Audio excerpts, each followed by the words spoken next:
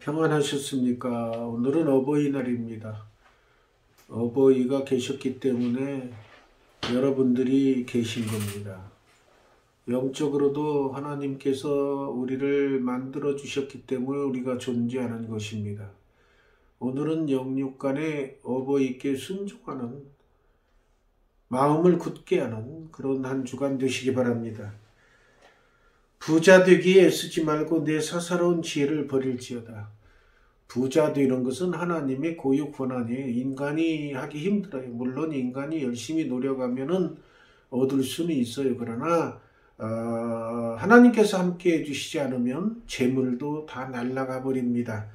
그래서 우리의 사사로운 지혜로 부자 되기에 애쓰지 말고 하나님께서 주신 것에 감사하는 그런 신앙생활을 해야 됩니다.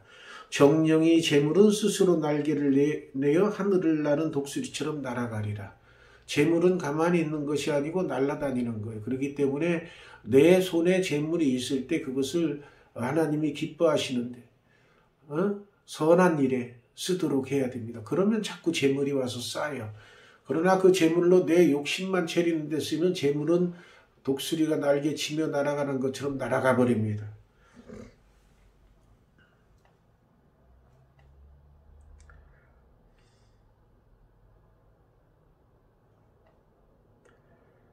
미련한 자의 귀에 말하지 말지니 이는 그가 내 지혜로운 말을 업신여길 것임이니라.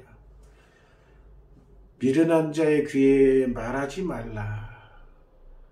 이와 비슷한 말씀이 신약에도 나오지요. 돼지에게 진주를 뒤지 말라. 돼지가 진주가 뭔지 몰라요.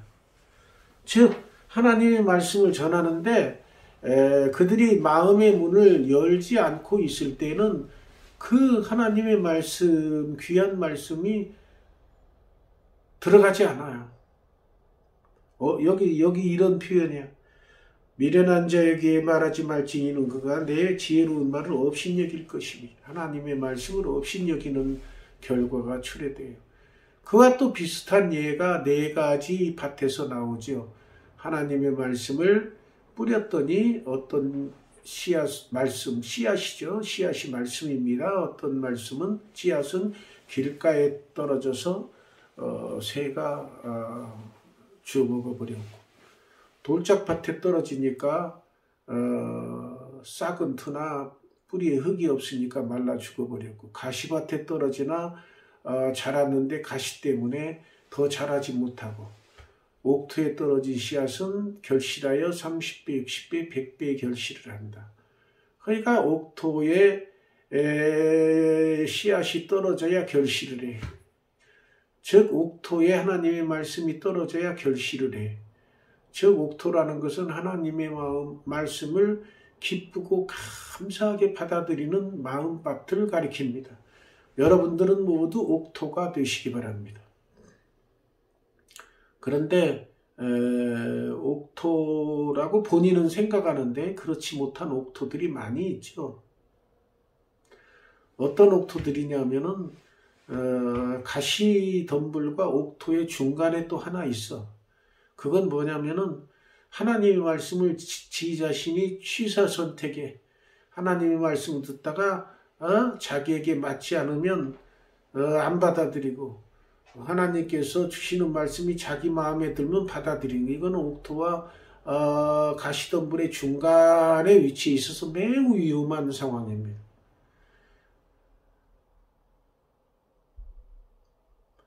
가룟 유다도 예수님의 말씀을 듣고 제자로서의 역할을 감당했지만 사탄이 속삭이는 말에 휘가닥 넘어가가지고 예수를 팔아먹고 지옥에 간 사람. 그러니까 우리도 신앙생활하고 있지만은 옆에서 속삭이는 사탄의 속삭임에 넘어가 버리면은 이제껏 믿었던 예수 믿었던 것이 헛군대로 가버리는 거예요. 그와 같은 현상은 일어나면 안 되겠습니다. 또 이런 말씀은 목사님들이 설교를 잘 안 하셔요. 시험 들까봐 성도들이. 그러나 성경에 나온 건 제대로 말씀은 다 드려야 돼. 그래야 정신 차려서 신앙생활 하죠. 예. 본인이 하나님의 말씀을 취사 선택하면 안 돼. 어떤 말씀이든지 아멘 해야 돼. 저도 말씀을 올리는 카톡에 내일 모레 20대 대통령 윤석열 대통령 취임식을 하는데 그 대통령이 나라를 잘 이끌어가도록 열심히 기도해야 됩니다. 그랬더니 반응이 두 가지예요. 하나는 아멘으로 반응하는 사람이 있는가 하면은 반 이상은 불만의 표시를 하는 걸 느낄 수가 있어요. 뭐냐면은 자기는 윤석열 대통령을 찍지 않았고 나는 뭐 다른 사람을 찍었는데 그 사람 목회자가 돼가지고 그 사람 취임식 하는데 기도하라 그런다. 그거는 본인들이 잘못 생각하는 거예요. 우리는 누가 대통령이 되든지 간에 기도해야 돼. 성경에 기도하라고 나와 있기 때문에. 통치자들은 위에서 기도하라고 나와 있어요. 통치자들은 하나님께서 내시는 거예요. 근데 그런 말씀은 지가 싫었다고, 지가 싫어하는 사람이 대통령 됐다고 기도 안 하겠다는 거예요. 그거는 하나님의 말씀을 취사 선택하는 거예요. 잘못된 겁니다. 비록 자기가 싫은 사람이 됐더라도 하나님의 뜻은 여기 있었구나. 하나님 아멘입니다. 그 대통령이 우리나라를 5년 동안 반석에 세우도록 사탄 무리의 세력이 틈타지 못하도록 열심히 기도하겠습니다. 이게 참된 하나님의 백성으로서의 자세입니다. 원수까지도 사랑하라고 하신 주님 말씀, 원수도 아니고 자기가 싫어하는 사람 대통령 됐다고 기도 안 한다고, 이건 있을 수가 없는 사건입니다. 그 사람은 원수를 사랑하는 정도까지 이르려면 아직도 멀었어요. 정신 차리셔야 돼요. 신앙생활 하는데.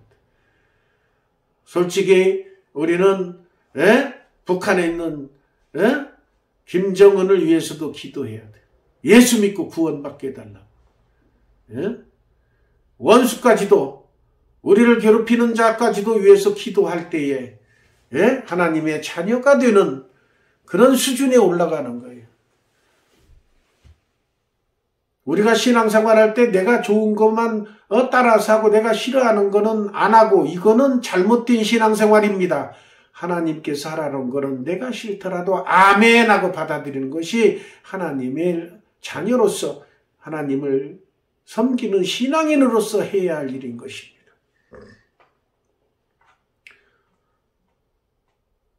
옛 지계석을 옮기지 말며 고아들의 밭을 침범하지 말. 그러니까 이 지계석이라는 건 농사 짓는 사람들이 땅을 구역해놓은 건 표시물이야.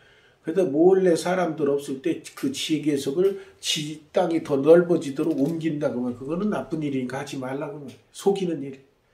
고아들의 밭을 침범하지. 고아 부모가 없어. 그러니까 저놈은 내 맘대로 해도 돼 하고 우습게 보고 침범하지 말라는 거야. 하나님께서 가만한다. 대저그들의 구속자는 강하시니 하나님께서는 하나님이시죠. 그들의 구속자는 그가 너를 대적하여 그들의 원한을 풀어주시리라. 하나님께서는 부하고 풍부한 자의 기도도 들어주시지만 약하고 어렵고 힘든 고아와 과부의 기도를 더 잘 들어주셔. 그건 하나님 마음이지 그건 뭐라 그래. 누가 불평을 해. 그렇게 하시겠다는데 우리도 따라서 어려운 사람들을 위해서 더 기도해주고 그들을 더 도와야 됩니다. 아이를 훈계하지 아니하려고 하지 말라. 채찍으로 그를 때릴지라도 그가 죽지 아니. 요즘에는 그 때리는 문화가 아니죠. 옛날에는 때리는 문화였지만. 그러니까 내가 그를 채찍으로 때리면 그의 영혼을 수월해서 구원하리라.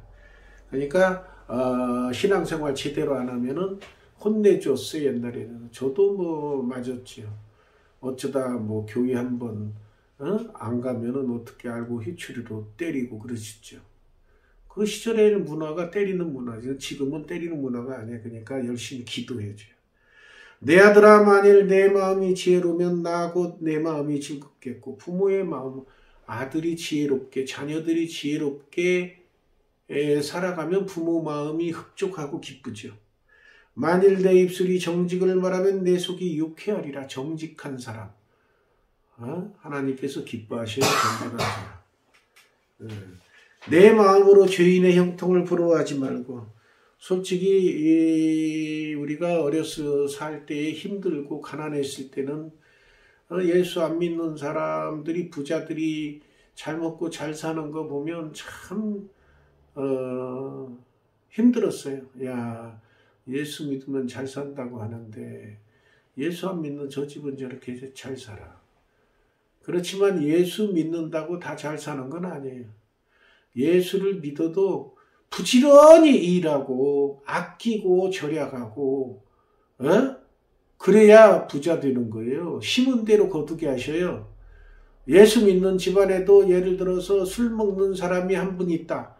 그러면 그 집은 부할 수가 없어. 왜? 열심히 일해서 벌어다 놓으면 그거 다 홀라당 가져가 술 마셔버려. 그럼 부자가 될 수가 없어요. 신앙인 일에도. 신앙인 일에도 제대로 심어야 거두는 거예요.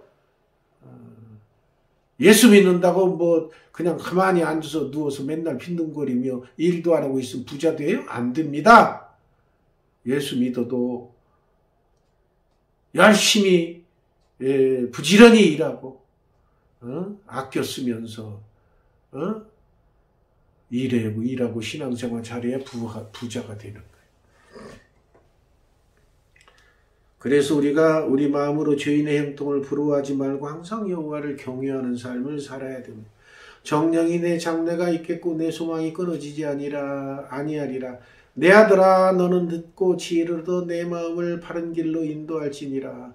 자녀들에게 하는 이야기입니다. 자녀 되시는 분들을 잘 들으세요. 너는 듣고 지혜를 얻어.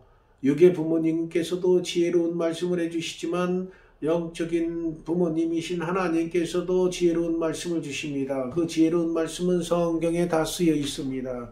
그렇기 때문에 열심히 성경 말씀을 묵상하며 사는 것이 지혜로운 생활하는 바로 그 첩경인 것입니다. 술을 즐겨하는 자들과 고기를 탐하는 자들과 더불어 사귀지 말라.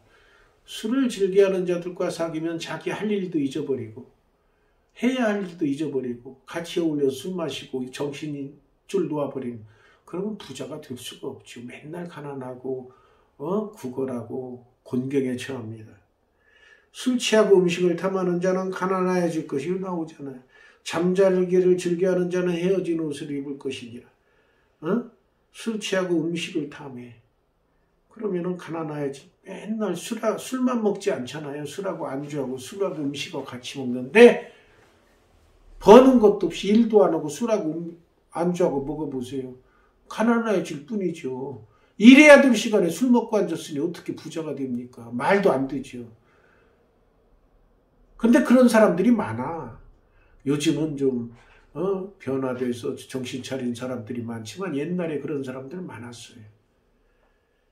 잠자기를 즐겨하는 자는 헤어진 옷을 입을 것입니다. 이건 심고 거두는 법칙이에요. 일해야 되는데 잠만 자고 있어. 그러면은 가난해져서 헤어진 옷을 입고 굶고 그러죠.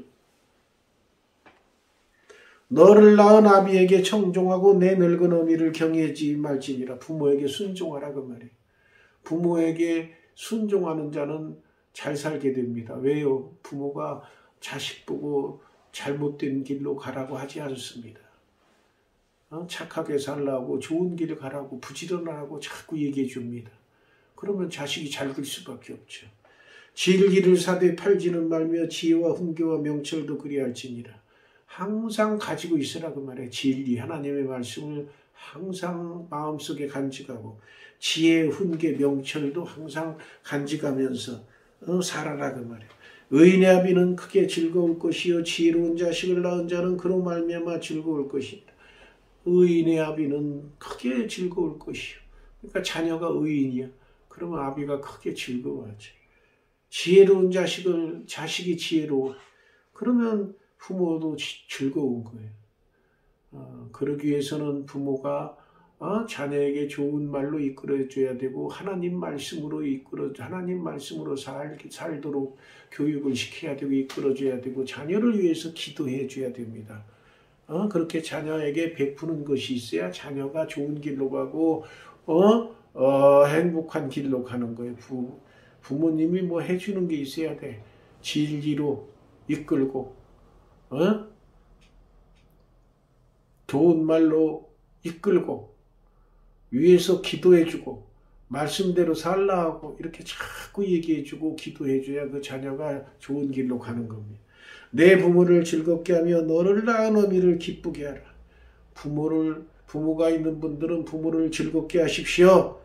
또 어머니를 기쁘게 하십시오. 그것이 복받는 삶의 길입니다. 내 아들아 내 마음을 내게 주며 내 눈으로 내 길을 즐거워할지어다.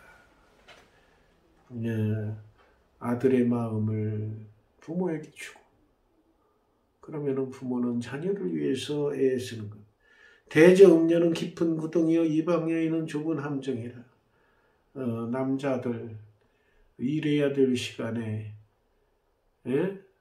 또 하나님 말씀 묵상하며 말씀대로 살려고 애쓰고 기도해야 되는 시간에 음녀하고 같이 지내려면은 그런 시간도 없었죠. 음녀하고 대부분 술하고 연결돼 있어요. 술 먹을 때 같이 먹으면은 술 먹으면 재산도 탕진될 뿐더러 음녀에게 또 빠지면은 또 재산도 탕진되고 일을 해야 되는데 일도 안 하고 있는 재산 갖다 퍼부으니까 가난해질 수밖에 없는 거죠. 그러다가 그 영혼까지도 지옥에 가고 마는 거죠.